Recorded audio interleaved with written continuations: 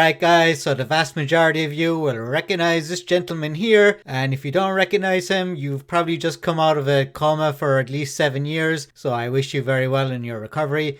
But for the rest of you, of course you know this is Donald J. Trump, the 45th President of the United States, and he's been the subject of so much hate over the last 7-8 years, ever since he announced his presidential candidacy, and of course his victory in 2016, his 4-year term as president. There has been absolute non-stop hate towards this guy, and of course he has his supporters who, some of whom absolutely love the guy and think he's some sort of demigod, but the hate from the mainstream media, liberals, the Democratic Party, people all over the world absolutely hate this guy and what he stands for, and the amount of hate that's been thrown at this guy is absolutely incredible. Probably more hate towards a living person than any person in history. Even Adolf Hitler, more hate towards him. And speaking of Hitler, people were saying this guy was literally Hitler. This is how deranged some of these people were. And people were so absolutely deranged that people who supported Trump came up with this term, Trump derangement syndrome, to describe people who had this completely illogical, irrational hatred of this guy. But because Trump is now out of office for over a year, he was replaced, of course, by Joe Biden, the hatred of this guy has reduced over the last 15-16 months, ever since he left the White House. And so these liberal far-left people, or even moderate liberals who are deranged, they want to hate on somebody else now. And here is the new figure of hate. It is Elon Musk. You're about to see an absolute avalanche of hate towards this guy. Of course, he's been in the news a lot recently. He's put in an offer for Twitter. That offer got accepted, and probably before the end of this year, Elon Musk will be the owner of Twitter. The board of Twitter agreed to his $44 billion offer to buy the company,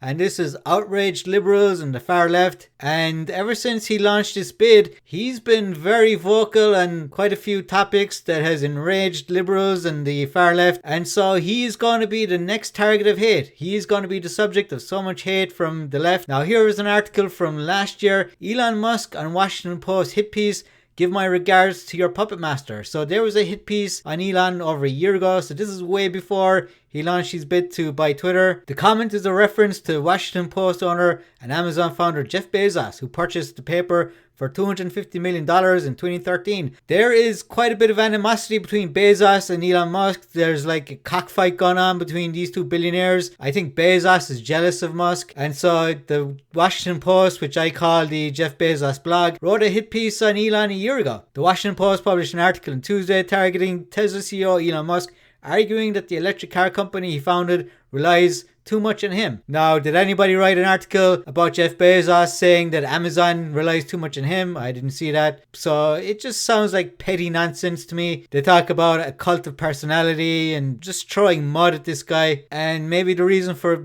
the Bezos jealousy comes from this. Musk surpassed in wealth last month to acquire the title of world's richest man. Bezos has once again surpassed Musk after a fall in Tesla's stock price. Now since then, Musk has overtaken Bezos again, so Musk is the richest man in the world, apparently. They both have space companies now, so this is a bit of billionaire rivalry going on, but we're going to see a huge surge in hate towards Musk, and it's mostly down to the fact that he's about to take over Twitter, and he's been on a rampage on Twitter, and he's been putting out tweets on various subjects. Now here's one he put up yesterday. "Who funds these organizations that want to control your access to information? Let's investigate." So this is in relation to a company run by George Soros, another billionaire, who is trying to threaten companies who advertise on Twitter, saying that, you know, Musk taking over is bad and they should reconsider advertising on Twitter. And he put up this meme here where someone is about to do something to a tiger here. I won't say what it is, but you can see in the picture what it is.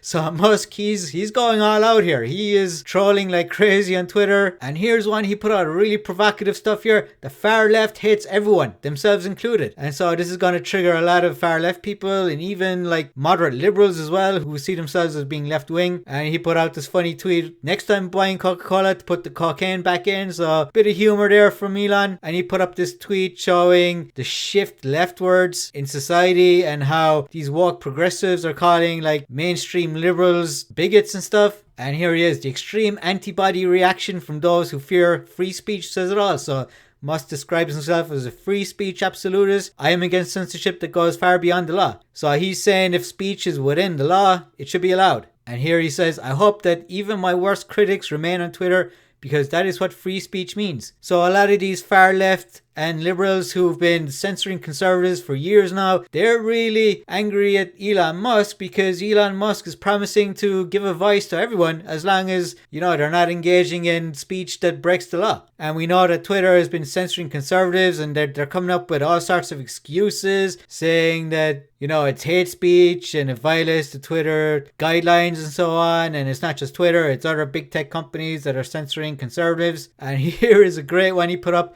In case you need to lose a boner fast, and it shows this pregnant man emoji and a picture of Bill Gates who looks like a pregnant man. And so we're about to see this huge onslaught on Elon Musk, and here is an article talking about Disney and the New York Times announced Elon Musk documentary just hours after he purchases Twitter. So this, I guess, is a collaboration between Disney and the New York Times, two outlets that are highly liberal, and the timing of this news is interesting to say the least. So they've been working on this for a while.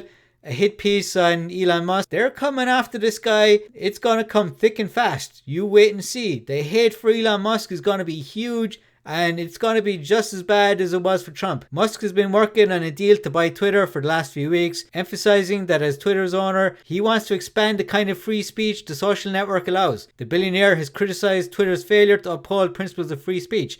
The news has not made a lot of people happy, many of them being on the progressive left. And that's because the progressive left have been getting our way for years when it comes to censorship, and Twitter has been at the forefront of this censorship. They have censored so many conservatives. These progressives who work at Twitter, they just don't like what conservatives have to say. They don't want them to speak their minds. They don't want them to influence the public, and Twitter just bans them. The New York Times and Disney-owned Network FX are working on an upcoming film entitled Elon Musk's Crash Course. So it's interesting that the word crash is in the title of this film. It kind of tells you what they're leaning towards. The film will explore Tesla's autopilot program that they claim has resulted in several deaths that Musk and the company have yet to publicly acknowledge. So they're going to be looking at issues with the Tesla's autopilot program, and we can see already what their slant is going to be. The film will also detail Musk's effort to kill government investigations into the incidents. Several former Tesla employees will feature in the documentary speaking out against Musk for the first time. So we're going to have disgruntled Tesla employees talking crap about Tesla and the company and how, I guess, employees are treated like crap and so on, which is not uncommon in large US companies. I'm sure there are issues within Tesla when it comes to employees and their rights and so on, and that's par for the course with a lot of companies, whether it's like big tech companies or just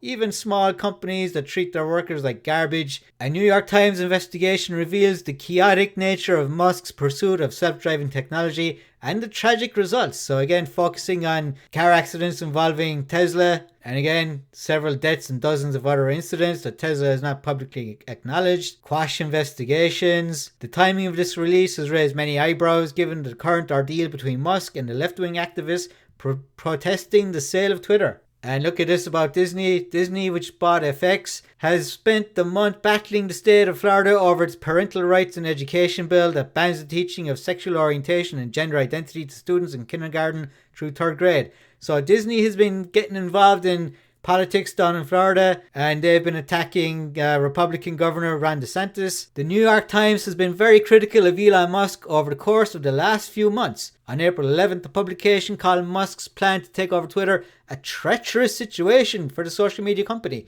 So the New York Times has been saying that Elon Musk is bad for Twitter, and some people have been claiming it's bad for free speech, even though Musk is making it clear that he wants to expand free speech on Twitter. But of course, the left-wing liberals, they're against it because the vast majority of the Twitter censorship is one-sided, and they're banning conservatives and Republicans far more than liberals and Democrats. And the only liberals they've banned are people who've been questioning the whole trans ideology. Like they banned Meghan Murphy, a left-wing feminist, for getting into an argument with a trans person, and they say that she was engaging in hate speech against trans people. But other than a few isolated incidents like that, the vast majority of the bans have been on conservatives and Republicans. Needless to say, both Disney and the New York Times have an unfavorable view of Twitter's new boss, and we just saw that the Washington Post have gone after Elon Musk as well. A lot of that is due to Jeff Bezos and the personal feud between him and Elon.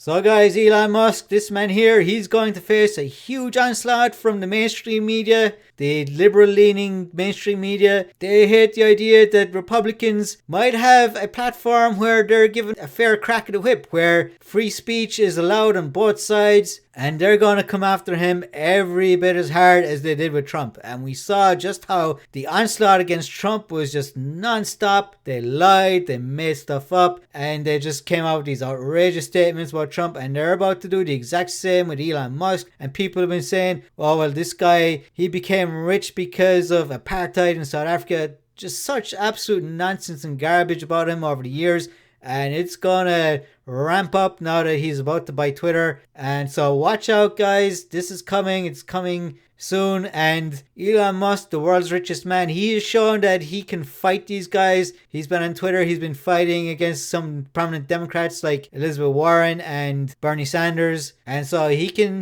mix it with the best. And he's got a huge following as well. He's got all these Republicans and conservatives on his side. They have his back, even though Elon himself is probably more of a liberal. He's kind of left-leaning, but he's fighting for free speech. So there you go, guys. What do you think of Elon Musk? Do you like him? Do you like what he's doing with Tesla and his fight against global warming, climate change? And what do you think of his recent outbursts? And he seems to have gone fully based, and he's calling out these woke left liberals. And so it's going to be very interesting to see what happens with Musk and how people are going to react to all of this. Be sure to subscribe to this channel. I have a bunch of videos about a whole range of topics. So until next time, see you guys later.